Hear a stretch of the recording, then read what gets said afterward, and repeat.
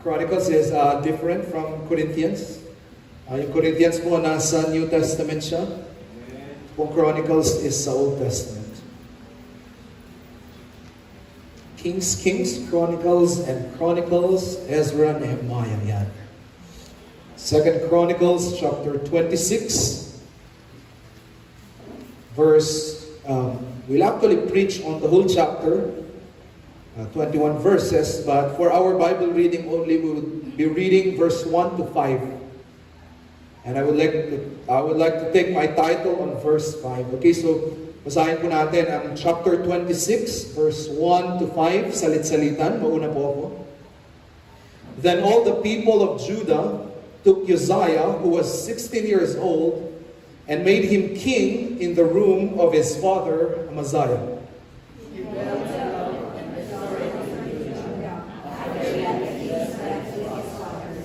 16 years old was Uzziah when he began to reign, and he reigned 52 years in Jerusalem. His mother's name also was Jecoliah of Jerusalem.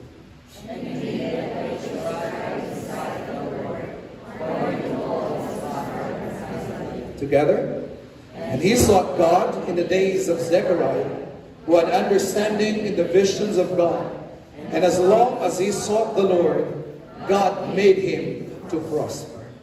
I want you to notice that last line of verse 5 na nakalagay, as long as Uzziah sought the Lord, God made him to prosper. Amen? I want to preach on that title, and ito ginawa ko personal, as long as I seek the Lord, He will make me to prosper. Okay, I want you to recite that and make it personal to your life. Okay, recite it. Ready, go.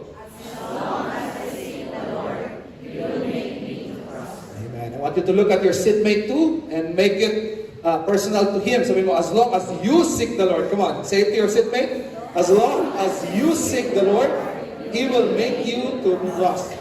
Amen. Amen. Praise God. Let us be seated in the presence of our God.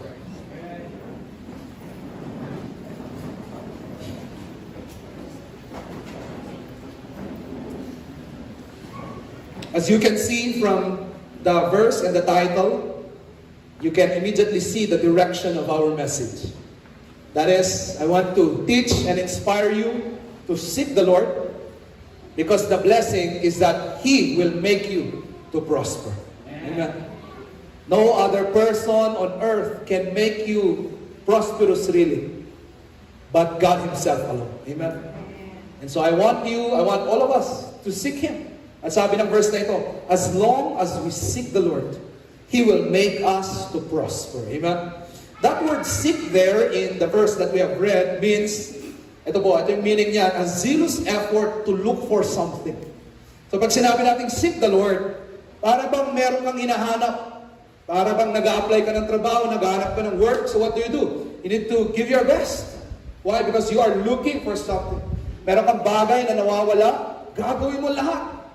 Bubuksan mo lahat ng cabinet, bubuksan mo lahat ng lilinisan mo yung floor. Why? Because you are looking for something. It means both your body and your mind will solely be dedicated for that thing. I want to look for it. Yun po ang ibig sabihin when we say, seek the Lord. It means, folks, with your mind and with your body, in fact, yun ang sabi ng verse, right? Love the Lord your God with all your might, with all your soul, with all your strength, with everything you've got. Para bang hinahanap mo ang Panginoon and you begin to tell Him, Lord, I want to find You. I want to seek You, Lord. Seek the Lord. Amen? Another meaning of that, from its word, it means to labor, to know Scripture. Ibig sabihin yung labor, parang hard work. Parang isang magulang na paglalabas ng kanyang anak. Di ba? Hard labor. Alam niyo itong mga nanay, mahirap yun, right? At yun ang ibig sabihin ng seek. Yung bang, with all effort, Lord, I want to seek You, I want to know You, I want to know more of Your Word, so even if it is hard labor, I will do it. Amen. And then ang pangatlo dyan is to always depending, always obeying, always serving, and always praying. In short, to seek God is to be a worshiper of God, that for your whole life, you are seeking Him, depending on Him, and praying to Him, serving Him. That is what it means to seek the Lord. Amen. And you know what? Ang inspiration natin for seeking the Lord is not really that God will make us to prosper. Actually, if God will make us to prosper, it's just a bonus. But the real inspiration for seeking God is this. Because He was the one who came seeking for us first. Amen? Kaya nga po, ito yan, the inspiration behind seeking the Lord is not really for me to be prosperous. Bonus na lang po yun. The real reason is this, it's still gratitude. Amen? Because I know that God and Christ came down to seek me first. That is my motivation to seek Him also. Amen? Kaya nga po, ang theme natin this year is humility and gratitude. At uulit-ulitin ko po ito sa inyo. Amen? Our main goal in life is not for, our main goal why we serve God, why we worship Him, is not for God to bless us. No, that's just a secondary. Parang reward na lang po yun. But the main reason why we serve and worship God is this. Because He loved us first, and so out of gratitude, we will also love Him back. Amen? Kaya nga po, nung dumating si Jesus Christ, next slide, marami siyang mga binigay na parables. And most of the parables of Jesus Christ are parables about the lost. Why? To emphasize that we are lost, and He was the one who came to search and to seek for us. Amen? If you remember the parable of the lost coin, merong isang babae, may nawawala siyang coin, ang dumi ng kanyang bahay, anong kanyang ginawa? Hinahanap niya lahat.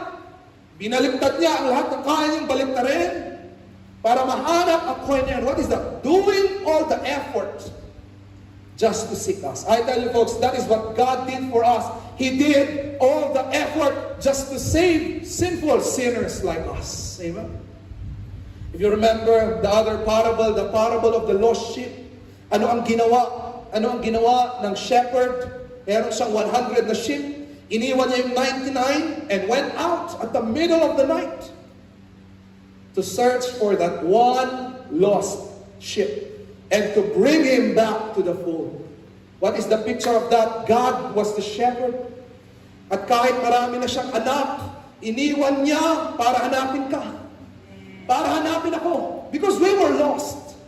And He came to search for us. To bring us back home to Him. Amen? This is the reason why we must seek the Lord. Because He sought after us first. Amen? Another parable, the parable of the pearl of great price. Ano ito? Meron isang businessman, a merchant. Inahanap niya yung pearl of great price. And then nung nakita niya yung pearl of great price, it was in a land that somebody owns that land. And so what did the merchant do? He went back to his country and sold everything that he had. Binenta niya kanyang mga bahay, binenta niya kanyang mga lupa just to get money. And he went back to the owner of that land and bought the land so that he can have the pearl of great price. Folks, representation, who is the pearl of great price? It is you. It is us. We are the pearl of great price that God Himself gave up everything He had. The Bible said Jesus gave up His reputation. He gave up His deity. He gave up heaven. He gave up His robe of righteousness and became a man just to buy us back from sin. Why? Because we are so precious in the sight of God. He sold everything just to come and seek you and save you. And the greatest thing that Jesus did was this. He died on the cross. His blood was shed. He paid the penalty of our sin so that He can buy us back. Because you are precious in the sight of God. That's why the Bible says when one sinner repents and receives the Lord in his heart, the whole heavenly host rejoices. Why? You are precious. Amen. Yan, sabihin mo nga po sa katabi mo, sabihin mo sa kanya, you are precious. Yan, kawanta niya, you are precious. Amen? Ikaw ay sobrang precious sa harap ng Panginoon that He came down to seek for you. At folks, ito yan, gusto ko makuha niyo ito. Because He first sought after us, what's our response? To seek Him back. Amen? The reason why He came down is to love us, to seek us, and to find us. That's why in response, we need to seek Him and love Him back. Bakit? Response po natin yun sa Kanya. And God gave a promise that if we would do that to the Lord, if we would seek Him back, look for Him, love Him, and be a worshiper of God, sabi ng Bible na binasa natin kanina, as long as you seek the Lord, God will make you to prosper. Amen.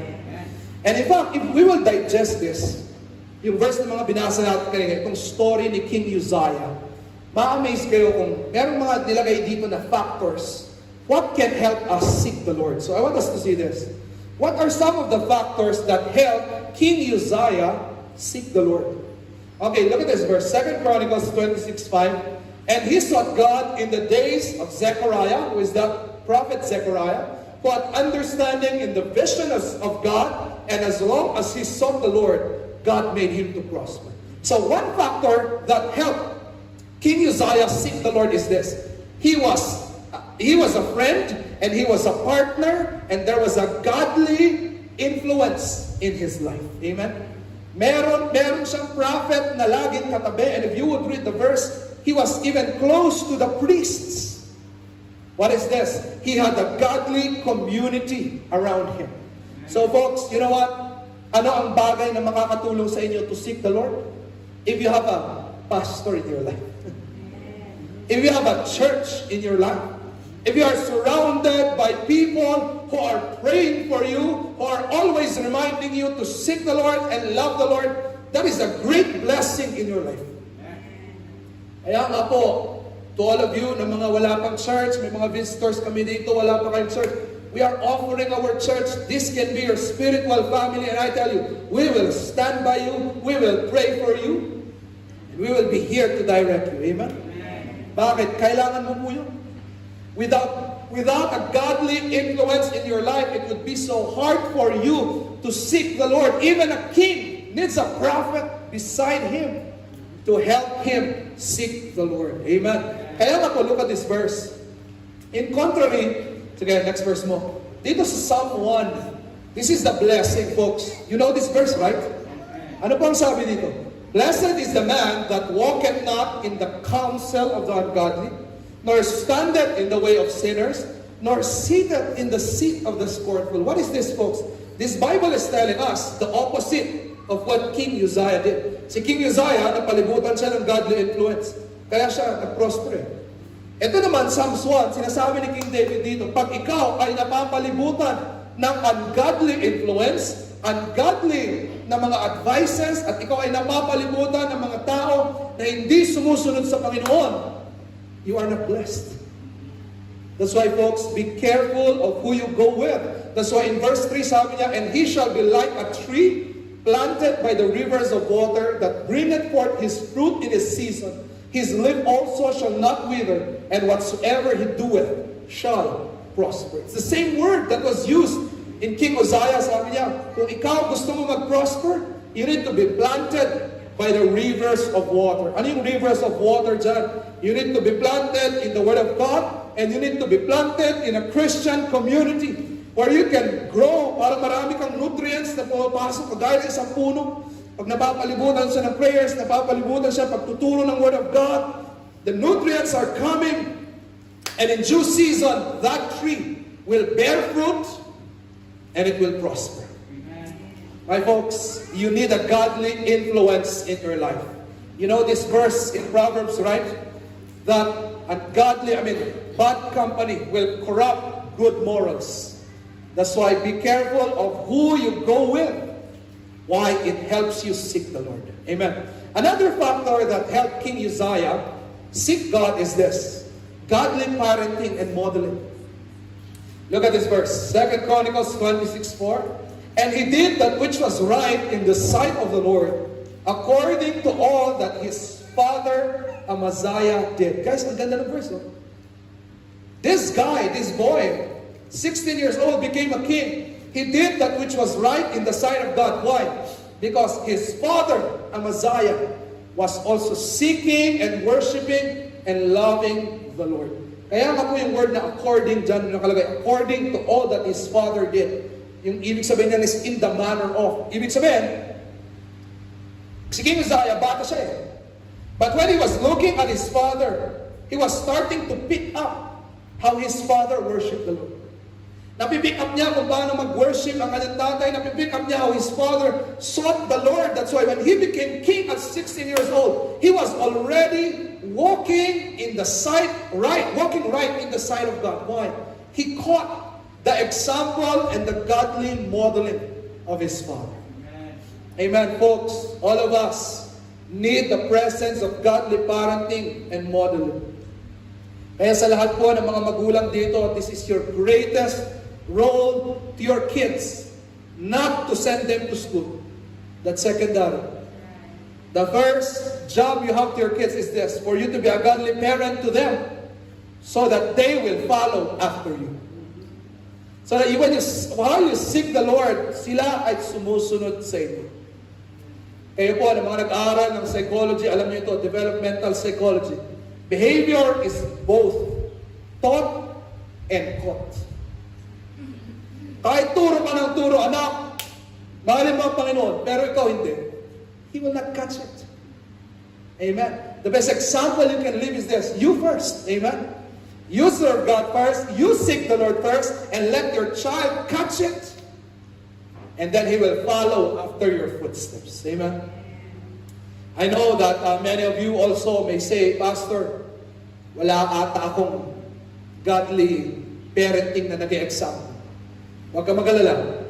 The Lord has saved you and has brought you into a bigger and better family. Marami kang example dito. So that you can start a godly lineage in your own family. Amen?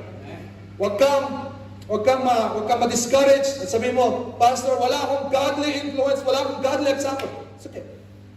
I'm sorry for what happened, but now that you are saved, God wants you to move forward, then you can be the start of a better and a more godly lineage. And you can be the start.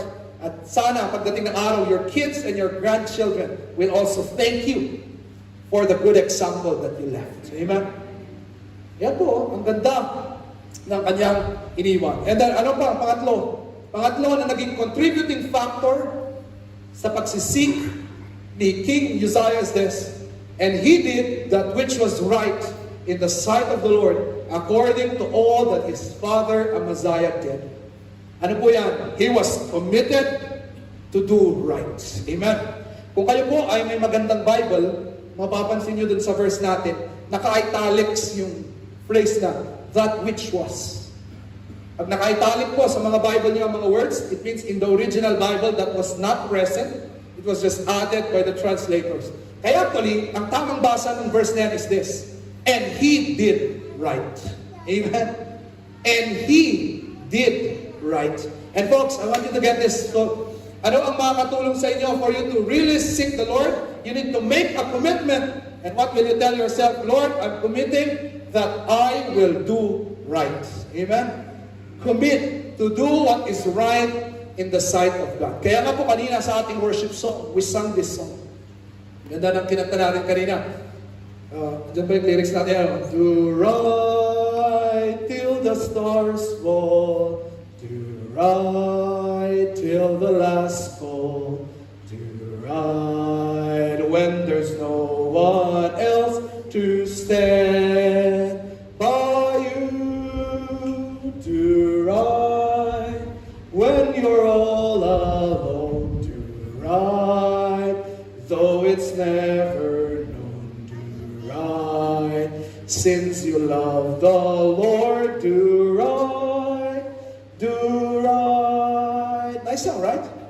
Right is always right, and wrong is always wrong. And we must learn to separate the two. If you love the right, the Lord will give you light. So seek the right in everything you do.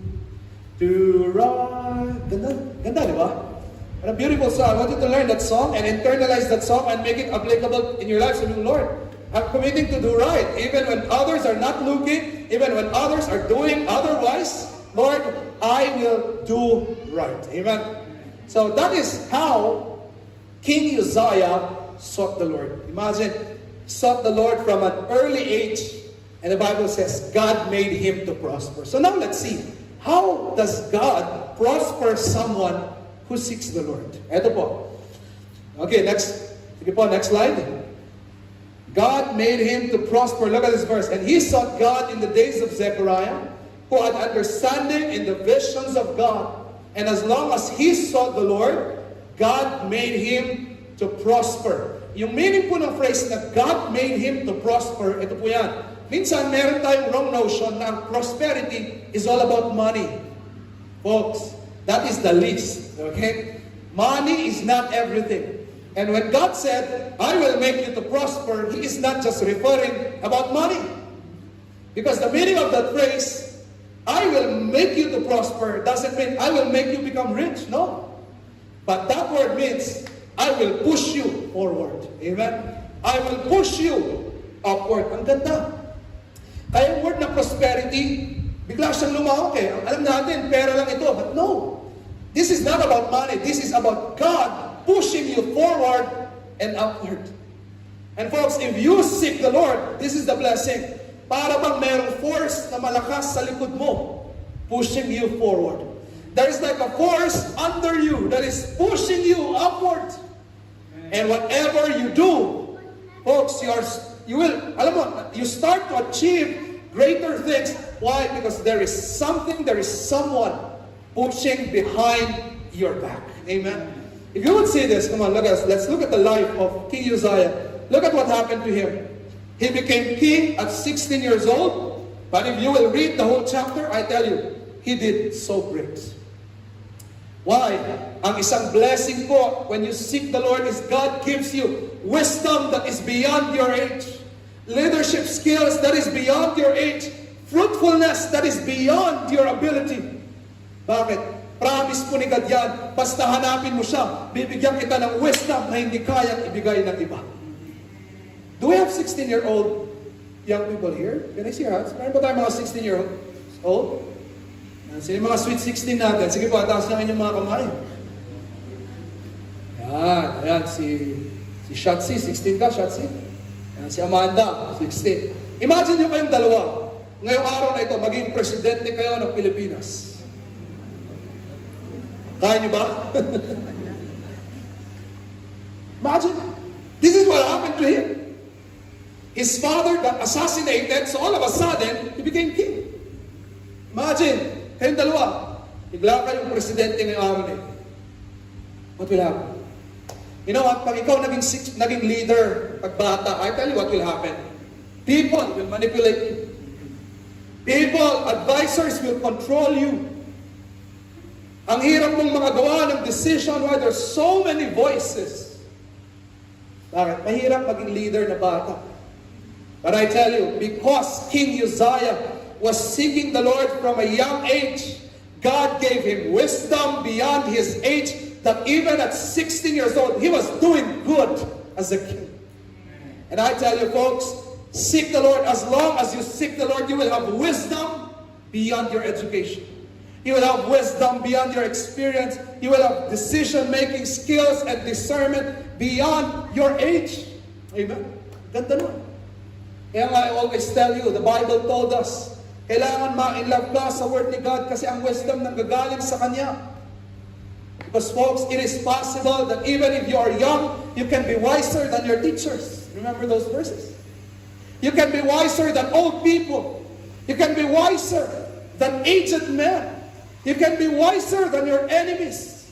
Why? Because your wisdom is coming from the Word of God. Your wisdom is coming from God. Probably some of you have tried this, that you became fruitful. Yung parang naging mabunga ang iyong buhay beyond your abilities. Why? It is God who is pushing you forward. It is God who is pushing you upward.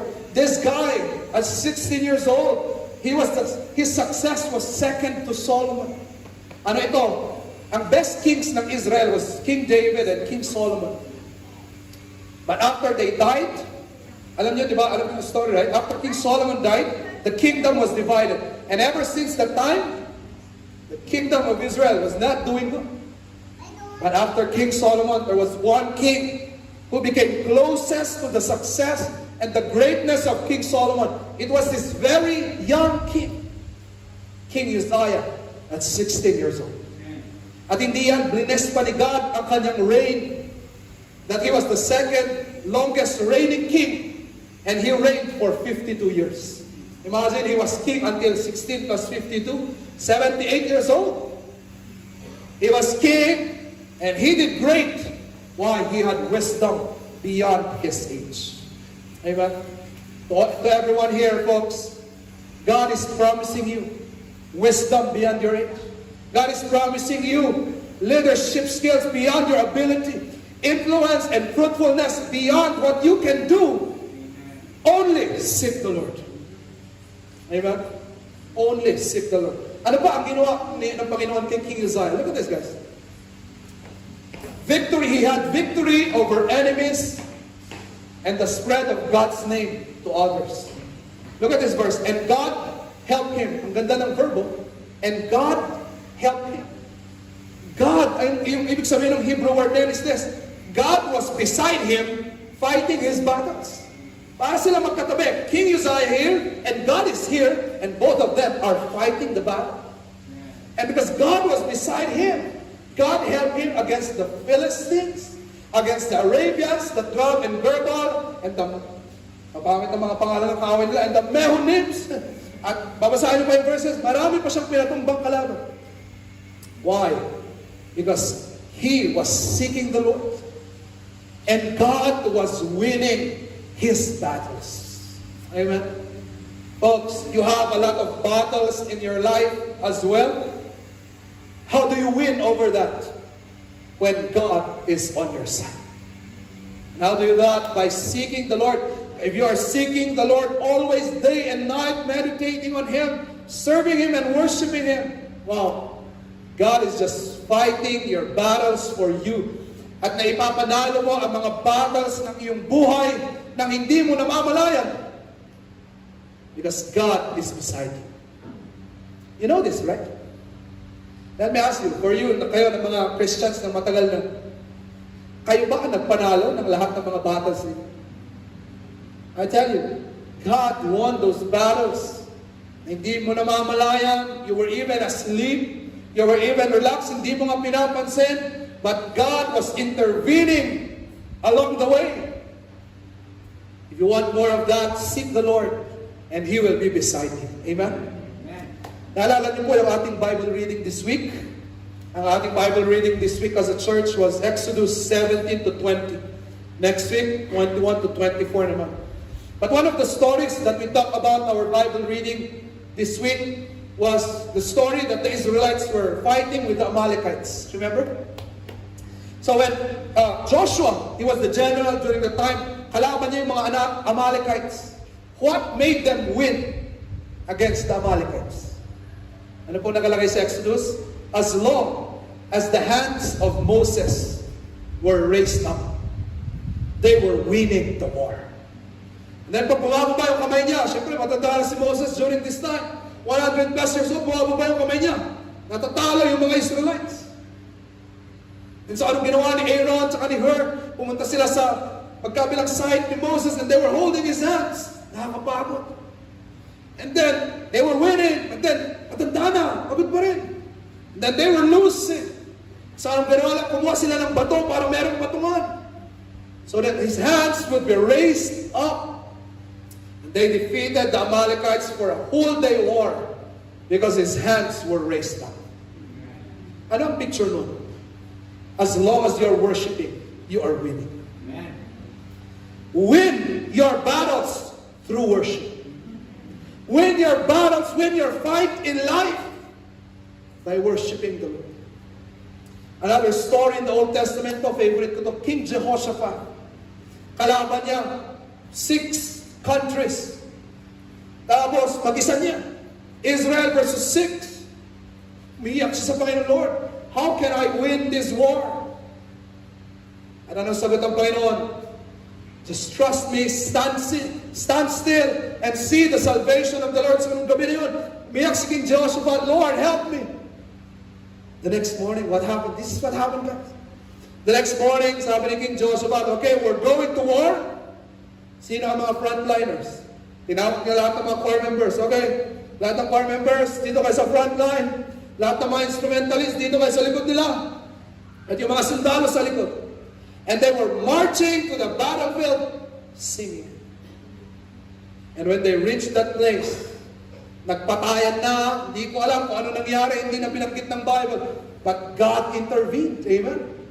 Pagdating nila doon, nagpatayan ang lahat ng mga kanilang kalaban, and they were just singing.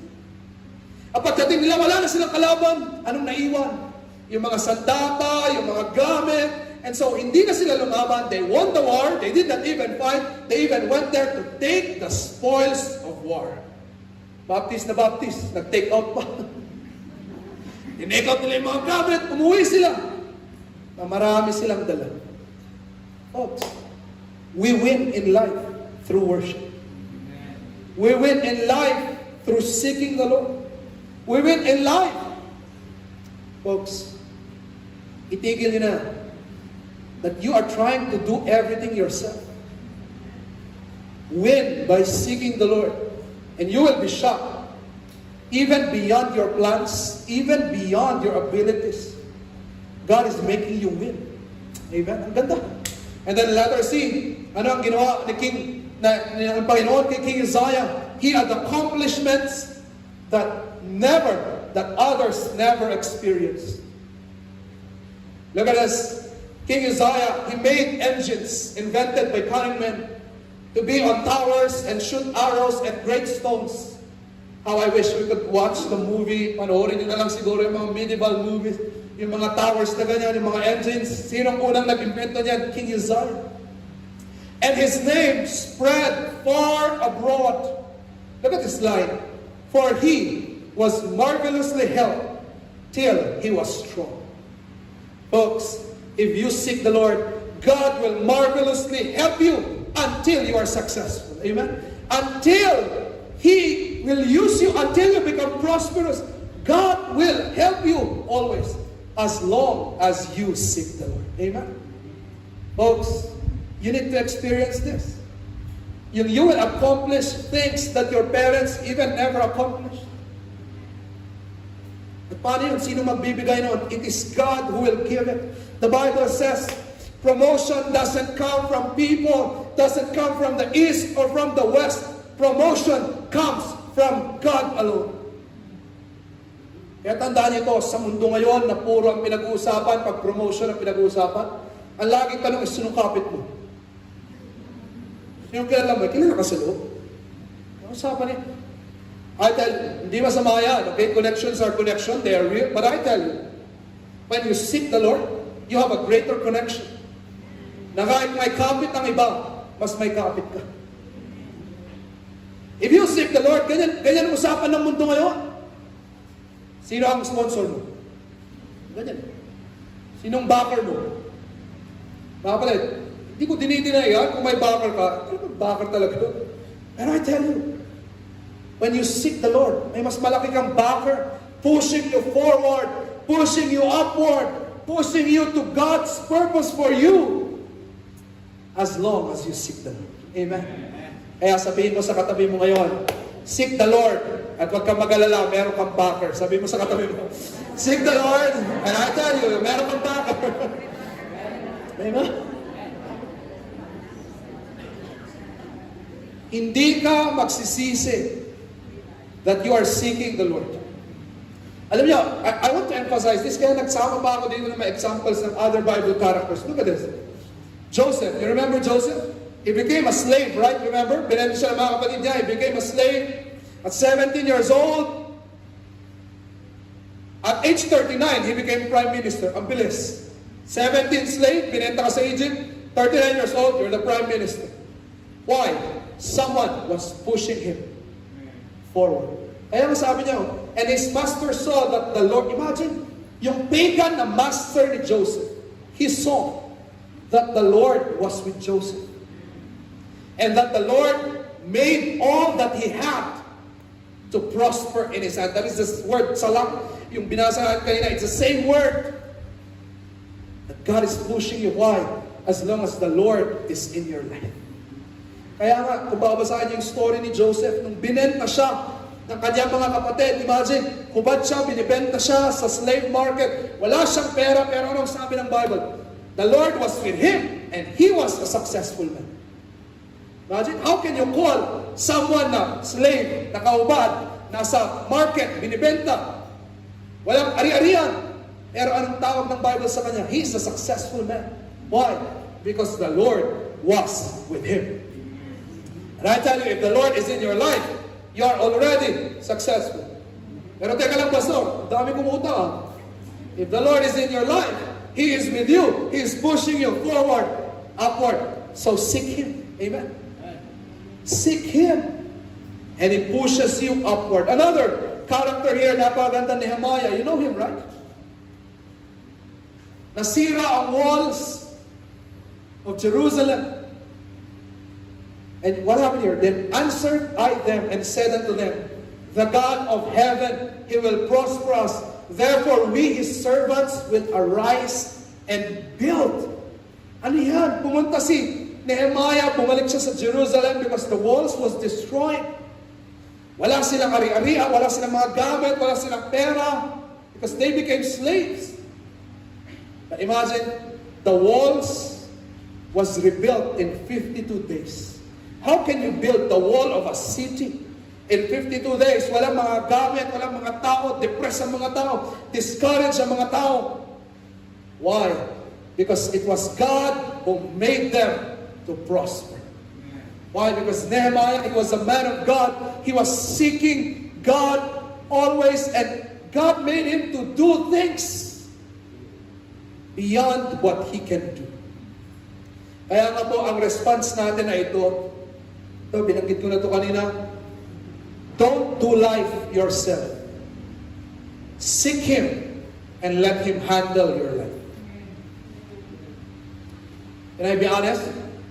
Many of you right now, as I look at you, marami sa inyo stress, burnt out, ang lalaki ng eye bags. Tignan nyo nga po yung katabi nyo. Siya yan. I'll tell you. You're trying so hard to provide for your family. Right? Yapagod mo sarili mo ba? You're trying to do everything to provide. Ano sabi ng Panginoon? Seek ye first the kingdom of God and His righteousness. At ano nakalagay?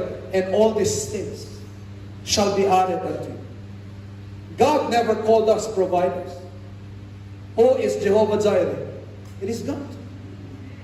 So stop trying to do all the providing yourself. Seek God and let Him provide for you. Ang iba sa inyo, stress, burnout, trying to defend yourself from enemies. Stop it. Seek the Lord and let God shield you. Amen?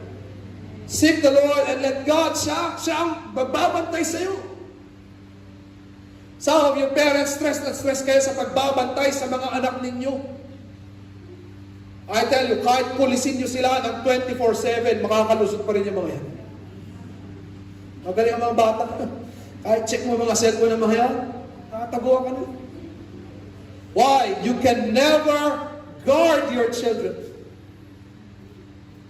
But when you seek the Lord, it is God who guards them. It is God who puts angels around your kids. It's God who put a hedge of protection around your children that even hindi mo sila binabantayan, meron nakabantay because you are seeking the Lord. Some of you are trying to reach your dreams and your ambitions, pinapagod mo ang sarili mo. Kaya ano nangyayari sa maraming tao? Sa kagustong yumaman, sa kagustong maging great, successful. Ayun, stress. Nung naabot na niya, nagsakit na siya, mamatay na siya. Folks, don't do it. Don't do it yourself. Seek God. Concentrate and focus on the Lord and seeking Him. And I tell you, He brings you to places you've never reached. He brings you higher than what your abilities can bring you. I mean, folks, you can only do so much. Ito, nilagay mo dito. Do not trust your abilities. You can only go so far. Kayo po ng mga matatalino dito, kahit matalino kayo, tao ka pa rin. Hanggang dito lang yan. Sige, siguro mas matalino ka sa iba. Sige, dito ka. But you can only go so far. It is grace and favor that makes you reach higher than what your intelligence. That makes you higher kung saan maaabot yung intelligence mo, nalalampasan niya. Because you are seeking the Lord at si God ang nagbe-bless sa'yo, mga kapatid. Inuhulit ko na ito, ang dami pa ng Bible, so I hope you are getting this, okay? It's grace and favor from God that will make you prosperous in this life, not you. So seek the Lord. Amen. Win in life and godliness through worship and seeking the Lord. Amen. Come on, I want you to look at your seatmate and let your seatmate digest this. Sabi mo sa kanya, ay ikaw, seek the Lord and God will make you prosperous. Come on, tell that verse to your seatmate. Seek the Lord and God will make you prosperous. Amen. Okay, students, listen, okay, students. Millennials, fellow millennials. At mga Gen Z, yung mga Gen A, mga bata pa kayo. Or makinig kayo, okay? Sinabi ko na ito last Sunday, di ba? Sabi ni Manny Villar, basta sipag at tiyaga, plus konting daya, pwede ka maging successful. Tigil nyo na. Yes, you can do it. But it can only reach so far. Mag-serve ka sa Panginoon. I tell God, I've seen this, guys. I've seen this. I've seen many professionals, mga lawyer, mga doktor, mga accountant na mga ginagamit ng Panginoon, and they have a more fulfilled life. Hindi man sila kasing yaman ng mga contemporaries nila, but they have a more fulfilled life, a life that is used for God, because nung bata sila, naintindihan na nila yung principle. Hindi ako magpapayaman sa akin. It's not me who will make myself successful. It is God. So I need to focus on God. And He will give me the life that He wants for me. Kaya yung mga idealism natin ng mga bata. At age 20, graduate na ako. Age 25, may sasakyan na ako. At age 30, may asawa na ako. Di ba ganyan kayo? At age 40, meron na akong bahay. Okay, hindi masama yan. Pero ito dapat ang mas pangarap mo. At age 20, sana nagsaserve na ako sa Panginoon. At age 25, dapat marunong na ako mag-preach. So that I can share the gospel to others. At age 30, I should be a prayer warrior. That when people come to me, I am praying for them. Are you trying to get me, guys? I want you, ang gusto ni God para sa inyo, you will have good success. But you will never reach that. Painiisip mo, kailangan ko mag-aral, kailangan ko mag-motion, kailangan ko ng ganito. Seek the Lord. Seek the Lord. Amen? Kaya ito, King Uzziah, ganda. From 16 years old, bigla naging hari, so successful, because the Lord was with him. At yun ang promise ng Panginoon sa atin. We can achieve this. God gave us the strength. Kung ikaw ay tunay na born again ngayon, ang Holy Spirit nasa iyo, He is helping you to seek the Lord always. And when you seek Him, what a blessing that God is at our back, pushing us forward, upward. Minsan, ang mga kapwa nating Pilipino, baliktad. Di ba? Hinahatak ka, pababa. Pero pag ang Panginoon nasa likod mo, kahit anong hatak nila sa iyo pababa, He is pushing you upward. Amen? It's just so sad. It's just so sad that at the end of King Uzziah's life, he did something wrong. At ito, makita natin ito. Ano yung downfall ni King Uzziah? It's just so sad that at the end of his life, he ended with pride. At ano nangyari? Look at this. 2 Chronicles 26:16.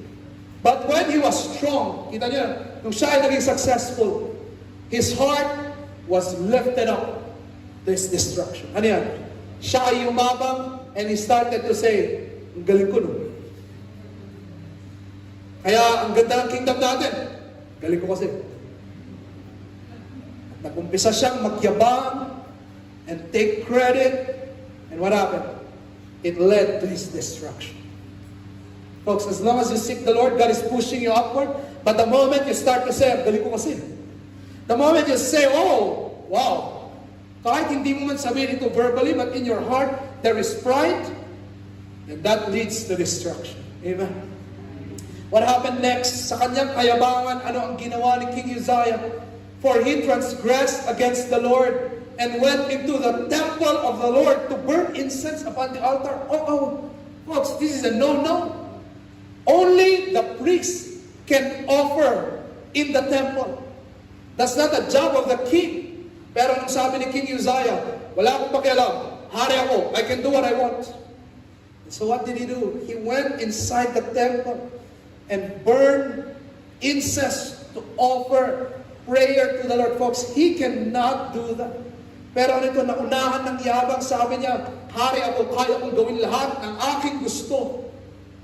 Kaya nakakatakot yung salitang yun. Okay, mga young people, nakakatakot yung salitang yun. Wala kayong pakialam sa gagawin ko, basta gagawin ko ang gusto ko. Matakot ka pag ganyan ang sinasabi ng puso mo. Why? Because that is pride that leads to destruction. And then what happened next? Look at this. And Azariah, the high priest, yung high priest ng time na yun, went in after him and 80 priests. Yung mga friend niya na priest, pinuntahan siya, hinabol siya dun sa temple at sinabi, Oy, hari, anong ginagawa mo? And the Bible described these priests as valiant men. Matapang sila. Bakit? Bakit sila matapang? Because they were trying to correct the king. Kaya mo bang i-correct ang king? If you correct a king, baka ipapatay ka niya. But this priest, hinahabol nila, sabi, King Uzziah, what are you doing? Hindi mo pwedeng gawin yan. Come on, come out of the temple. They were trying to correct him. But what happened? Uzziah was wroth. Sorry, that's an old word. Pero yung Hebrew word niya, to boil up. Ibig sabihin, talagang kumulo ang kanyang dugo sa galit. At nagalit siya sa mga priest. Ano yan? Una, yumabang siya. He started to claim the credit. Pangalawa, anong ginawa niya? He started to do it himself. Ibig sabihin, dinisobey niya ang Panginoon, gagawin ko kung anong gusto ko. At pangatlo, nung kinorek siya, anong ginawa niya? Nagalit siya sa mga nagko-correct sa kanya. It's so sad. A very successful king. Tapos biglang bagsak. And then what happened here? And the priest looked upon him, and he was leprous. And they thrust him out, because the Lord had smitten him. And the king Uzziah was a leper unto the day of his death, and dwelt in several houses, for he was cut off from the house of the Lord. It was a very sad ending, a very successful king. But then bigla siyang nagka-leprosy, walang gamot ito, and by the way, leprosy, it's a symbol of sin. And he died, he had leprosy until the day of his death. Ibig sabihin, he was a sinner until the day of his death. He did not repent and go back to the Lord. Ibig sabihin, siya ay namatay na mayabang, siya ay namatay na malalis sa Panginoon, siya ay namatay that he forgot seeking the Lord. Nakalimutan niya that what made him successful was God. Because he was seeking God at the first, so God was blessing him. Nung malakas na siya, nung mayaman na siya, great na siya, he forsook the Lord, and that was his downfall. So folks, ang ganda ng lesson na ito para sa atin, right? As long as you seek the Lord, He will make you prosperous. Pero habang nauunahan tayo ng ating yabang, He is pulling us down. At gusto ko makita niyo itong principle na ito. Sabi ng Bible, God resisted the proud. So get this. As long as you are seeking the Lord, He's pushing you upward, forward. But as long as you are proud, what is He doing? He is pushing you away. He is pushing you out, and He is pushing you away, and He is the one resisting. Mga kapatid, magandang lesson ito para sa atin. That let us seek the Lord and let us get away from pride. So it will be God who will be pushing us. Amen. In conclusion, let me say this. Actually, lahat po tayo ay kagaya ni King Uzziah. Mayabang. Gusto natin gawin ang ating gusto. Ayaw natin na dinidiktahan tayo ng Panginoon. No, I want to do it. Why? That is the nature of a heart that is far from God. Ngunit ano ang ginawa ng Panginoon? He came down on earth to die for us, to pay our sin, and His promise is this: if you will receive Him in your heart, if you will believe in your heart that He is the only way of salvation, at tatanggapin mo siya sa iyong puso, bibigyan ka ng Panginoon ng bagong puso. At yung bagong puso na yun, meron yung abilidad to seek the Lord. Because in our own nature, the Bible says, no man seeks after God. If the only way for God to make us prosperous is for us to seek Him, but the Bible says, no man seeks after God, di wala na tayong pag-asa. No. Wala tayong pag-asa to be blessed. Because the only way to be blessed is to seek God. But the Bible says, with our own sinful heart, we will never seek God. But the blessing is this: Christ came to die for us, to change our heart. That when you believe Him and receive Him, He changes your heart, and that new heart starts to seek after God every day, every night, every week, every month. It's growing in seeking the Lord. What a blessing. So folks, seek the Lord, and He will make you to prosper. Tumayo po tayong lahat. And I want us to close our eyes and bow our heads in prayer.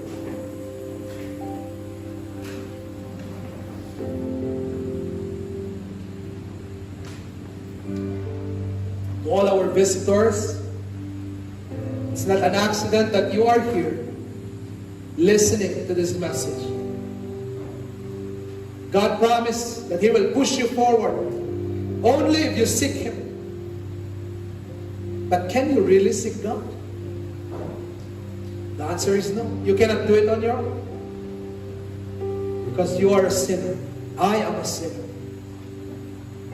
Kaya ngayon, gusto ko tanggapin mo ang Panginoon sa iyong puso. Receive the Lord Jesus Christ in your heart. He came to die for you and to promise you a new heart, a new life.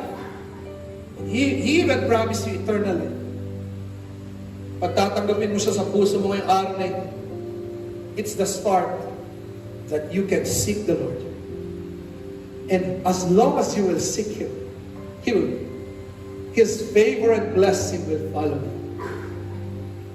So ngayong araw na ito, bibigyan kita ng opportunity na maniwala sa Panginoon at tanggapin siya sa iyong puso bilang Diyos at tagapagligtas. Ako po ay mayroong simpleng panalangin dito, panalangin ng pagtanggap sa Panginoon. Tanggapin mo siya ngayong araw na ito. From this day onward, seek Him. So magpe-pray tayo. Gusto ko sumunod ka sa prayer na ito. Tanggapin mo siya ngayong araw na ito. To all our visitors, receive the Lord Jesus Christ today. Pray this prayer. Follow after me. Ama namin sa langit, inaamin ko po na ako ay makasalanan. Ngunit dahil mahal mo ako, ibinigay mo si Hesus Kristo para mamatay para sa akin. Ngayong araw na ito, inilalagay ko po ang aking pananampalataya sa Kanya. At tinatanggap siya sa aking puso bilang aking Diyos at tagapagligtas. Tulungan niyo po ako na hanapin kayo. Salamat po sa regalo ng kaligtasan at buhay na walang hanggan kay Kristo lamang. Sa ngalan ni Jesus. Amen. Let us continue pray. Folks, I want to give time for all of you today. Sana maki-prayer mo ganito, Lord, please teach me to seek You. Hindi lang pag Sunday, but every day of my life, I will depend on You, trust You. Read Your Word, seek You, find You. Because I know, Lord, that You will make me to prosper. Come on, I'll give you time, folks. I want you to pray that prayer to God. Ano man yung na-realize mo na lesson sa preaching na ito, sabihin mo sa Panginoon. I'll give you time.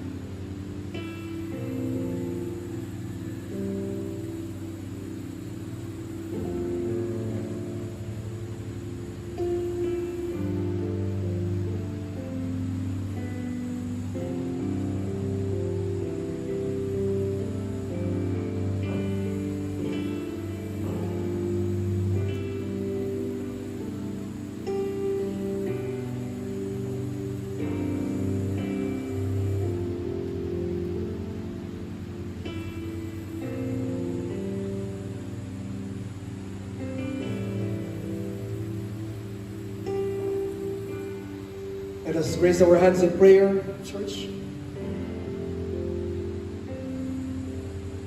Our Heavenly Father, Lord, we would like to ask for forgiveness.